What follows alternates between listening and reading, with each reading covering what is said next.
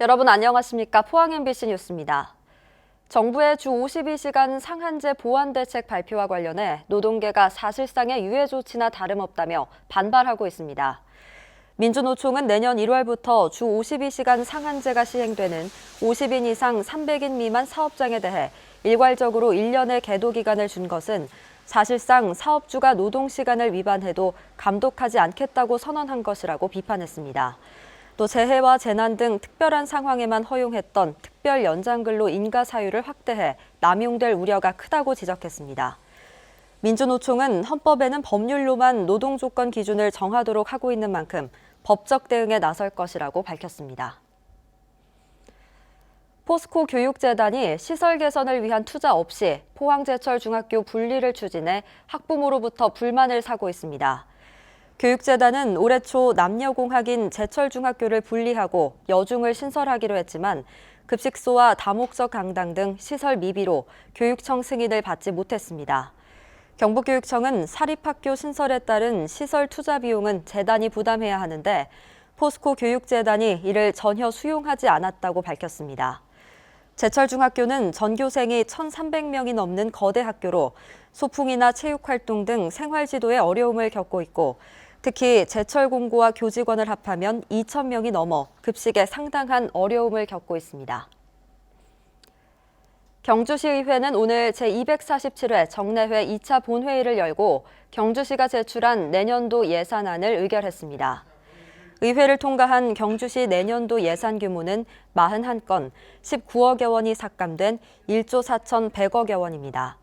경주시의회는 농어촌 민박 활성화 조례안과 경주계 동경이 보호육석 위탁 동의안 등을 처리했습니다. 해양수산부에서 공모한 2020년 제25회 바다의 날 전국행사 기념식 개최 장소로 울진군이 최종 선정됐습니다. 울진군은 접근성이 떨어진다는 약점에도 불구하고 국립해양과학관과 후포 마리나 항만 등 다양한 해양 인프라를 갖춘 점을 부각시켜 다른 지역을 제치고 행사 개최지로 뽑혔습니다. 바다의 날 행사는 기념식뿐만 아니라 해양산업 세미나와 바다사진전, 뮤직 페스티벌 등 다양한 학술 문화 행사가 함께 열릴 예정입니다. 오는 14일 포항에서 블라디보스토크로 시범 운항하는 크루즈가 예약률 100%를 달성했습니다.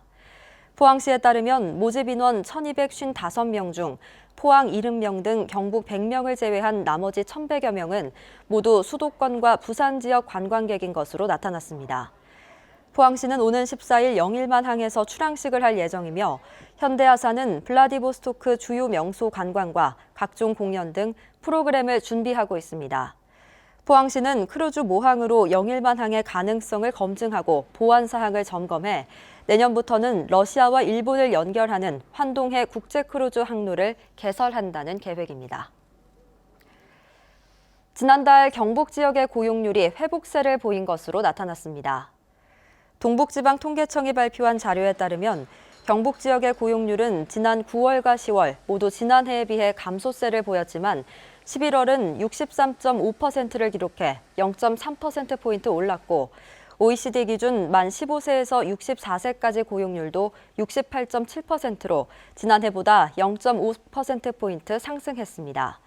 이에 따라 취업자 수는 147만 3천 명으로 지난해 같은 달에 비해 7천 명 늘었으며 업종별로는 제조업과 개인, 공공서비스업에서 증가세가 두드러진 반면 전기와 운수, 통신, 금융, 숙박, 음식점은 감소했습니다.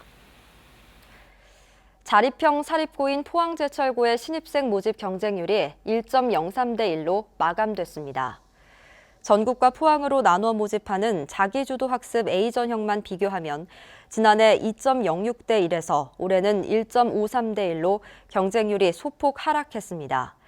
포스코 임직원 자녀를 대상으로 하는 B 전형은 0.83대 1, 36명을 모집하는 사회통합 전형은 1명이 지원해 정원에 각각 미달됐습니다. 포항제철고의 경쟁률 하락은 정부의 자사고 폐지 정책과 재단 측의 일반고 전환 시도 등 자사고 이점이 축소된 것 때문으로 분석됩니다. 한국원자력환경공단이 원자력 관련 시설로는 처음으로 내년부터 지진 조기경보 시스템을 운영합니다. 한국지질자원연구원이 개발한 이 시스템은 최초 지진 정보를 토대로 후속되는 최대 지진동의 크기를 예측하는 것으로 방패장 현장에서 신속한 초동 조치를 할 수 있는 여유 시간을 확보할 수 있게 됐습니다. 한국원자력환경공단은 내년부터 시험 운영을 통해 지진 감지 5경보율을 낮춘 이후 지역 주민들에게도 서비스를 확대할 계획입니다. 지역 건설인의 화합을 위한 제6회 경북 건설인상 시상식이 오늘 경주 힐튼 호텔에서 열렸습니다.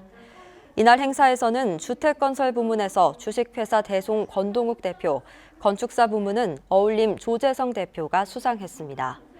건설단체에서는 이웃사랑 성금 5,600여만 원을 경북 사회복지 공동모금회에 전달했습니다. 이상으로 포항 MBC 뉴스를 마칩니다. 여러분 고맙습니다.